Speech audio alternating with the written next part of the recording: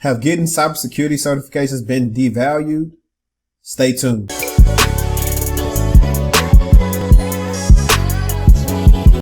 What's good, everybody? It's your boy HD, and welcome back to another episode of TechTual Chatter. We are rounding everything off at the end of 2020, so I appreciate everybody that's been tuning in. You guys, subscribers, been great. Y'all been sharing the content and commenting and liking, and I appreciate that.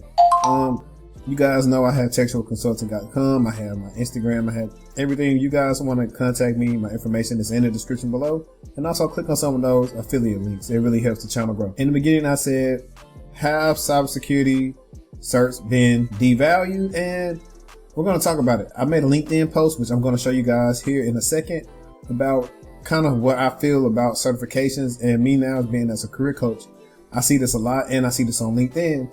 So we're going to look at my post. We're going to look at some of the comments, and then we're going to talk about it. All right, guys, here's the post, and let's read it. I say, certs are good. Don't get me wrong, but remember this: study to learn and not to pass.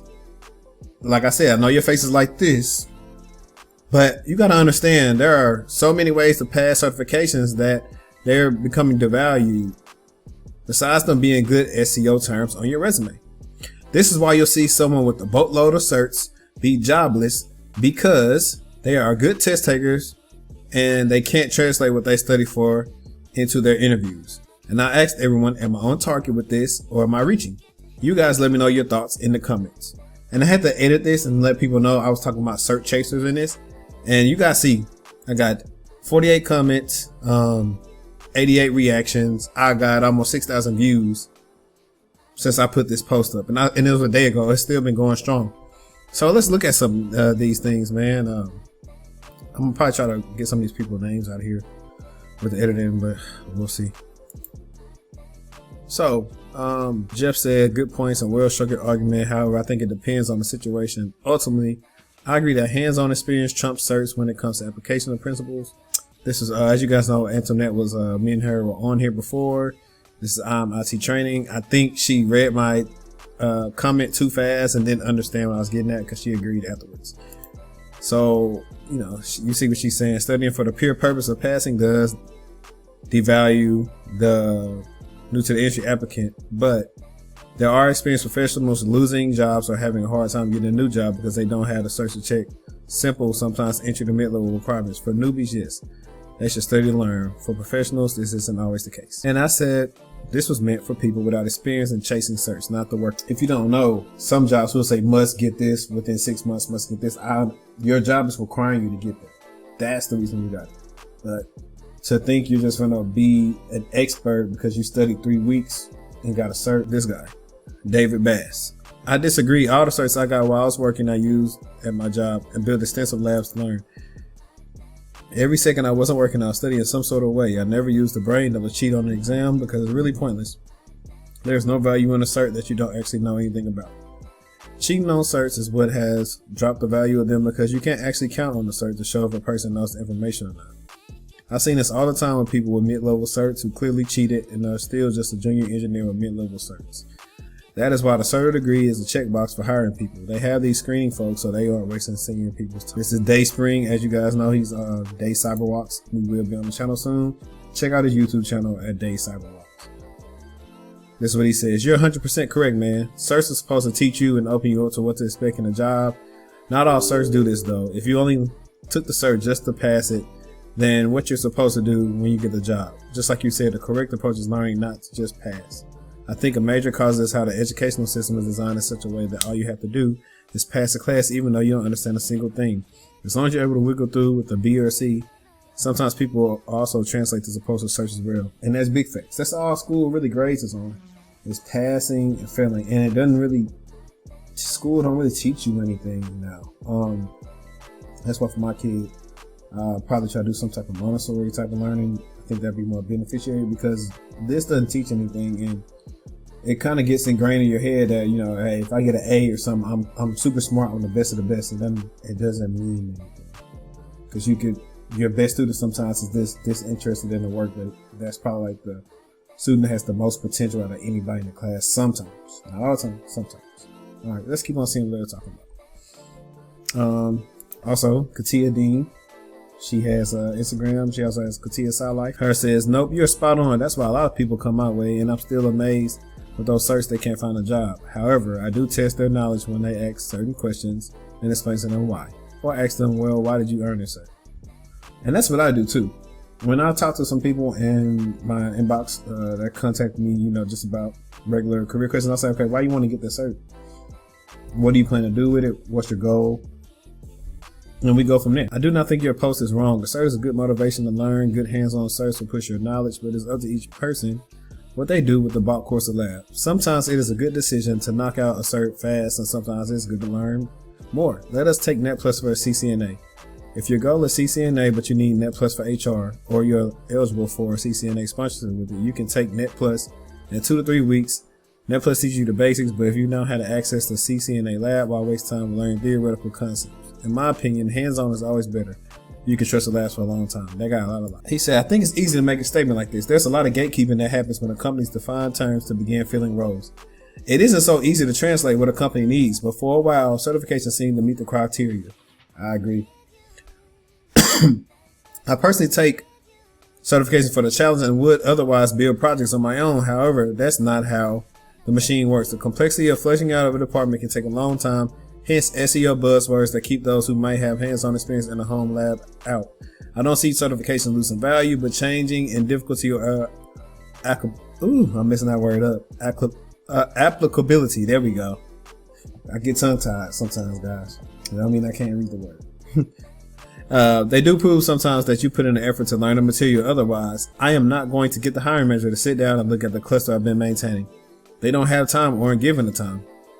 So in this hypothetical, someone could have a cert and have limited knowledge of the real deal. I could very much see that happening, but they're willing to learn. The real question is, how would you improve hiring practices in IT-related fields? When companies don't understand enough about IT, how would you replace certifications personally? I appreciate the post. Henry, you are hitting the nail on the head. However, I blame companies for overemphasizing their job descriptions that candidates must have degrees or certifications in order to be considered for a specific role, right?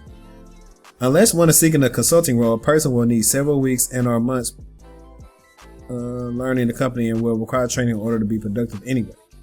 Companies need candidates who are willing to learn and who are curious. They miss out on awesome talent with their vague and unrealistic job descriptions. That's what causes certifications to become devalued. When one is unemployed, they tend to be more productive and learn new skill sets to obtain employment where they can possibly use education to get their foot in the door in order to gain reward experience. Rise and shine. So check this out. You guys saw that, man. A lot. If you guys want to watch the full thread, please check me out on LinkedIn at Henry Davis. Send me a request. I accept. I've got a lot of connection requests since then. But yeah, everybody made good points. Like, the deal is, I think with me is, I knew how long it took me to get into it. Yeah, I was only at 6 plus, but I was constantly trying to learn new things to do good in the roles I got, which I did. I'm not saying people that search chasing can't do that, but some people search chase because they've also heard that they're going to get 6 figures just because they got a cert. And that's not always true. Do you think you deserve it just because you went, studying, got all these certs? No. And some of these certs you're technically not supposed to get until you have experience. So people find a wiggle room around getting through some of these certs, and that's not right. A lot of truth is in there. Basically, the practice of getting experience. No one wants to hire you sometimes you don't have experience.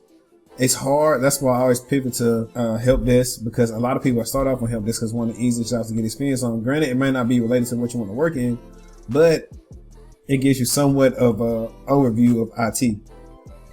Some people won't recommend that because they had internships, but I haven't seen a lot of grown people in internships, so I'm reluctant to say try that. I need to get with, I'm going to have someone on the channel one day to explain to me in depth about our internships only really for people in college. Because some people have, as one of the comments on there, guys say they volunteer to work for free, and still won't get a chance. So it's definitely stuff that needs to be looked at. It might still be going on. How do we fix it? I've said for college, instead of making me take all these classes that don't mean anything to me, I should have some type of, not practicum, but more so like a clinical type of study, my last 2 years, where maybe I'm doing like an IT rotational program, but we do it within the school. And this school, we're using real tools that you'll use in the real world. I think that'll take the incentive away for a lot of people to get certifications. And I think that clinicals could count for a year or two experience, but you'll still be entry level because you haven't really worked for a company. If we're able to do something like that, then we might have a chance to get better applicants, not let people feel so down about finding a job. Because I'm not gonna lie to you, I tell my clients now it's tough. I'm not gonna tell you it's easy finding you a job in tech because it's competitive, gatekeepers, a whole bunch of outline things that's going against you for you to get the position. So that's kind of my thoughts on that. All in all though, guys, do not be a cert chaser. Get one cert. Like I recommend people like maybe get some entry level certs. Like I recommend it to clients like maybe get Sec Plus and Certified Cloud Practitioner, maybe, or an entry level Azure cert. Like get some entry level, as you know you have interest and you're ready to build on that knowledge with the position. Once you go in trying to get all these high level certs, you come off in a way like, one thing they're gonna do is drill you. I remember one time I had a lot of stuff on my story time a little bit. I had all this crap on my resume that I couldn't explain, and I got grilled for it, and I looked stupid.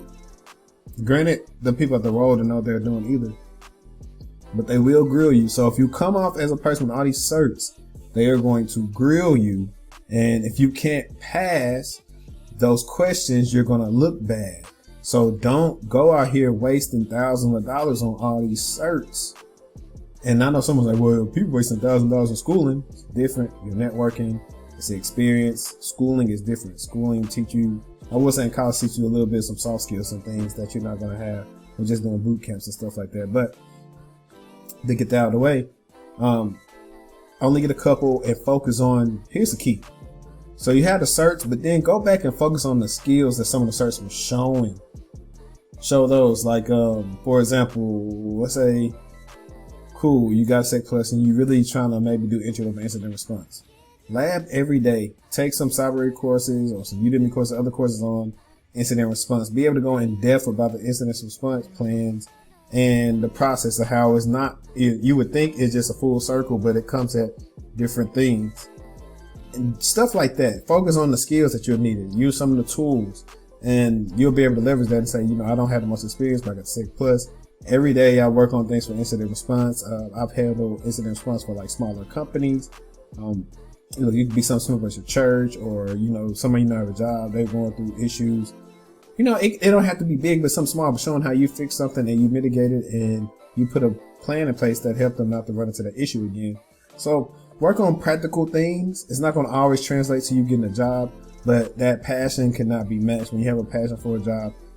Some of these hiring managers have even never been in the field. So what's starting to change is they're getting more hiring managers that came up in this field, and we'll be able to identify who has the passion, who's not, who's just trying to get paid, and we can see right through that. But that's been this video, guys, about, our certs being devalued. Let me know what you thought about the thread. Like I said, boy HD, appreciate you guys. This is boy Take No Chatter. I'm out.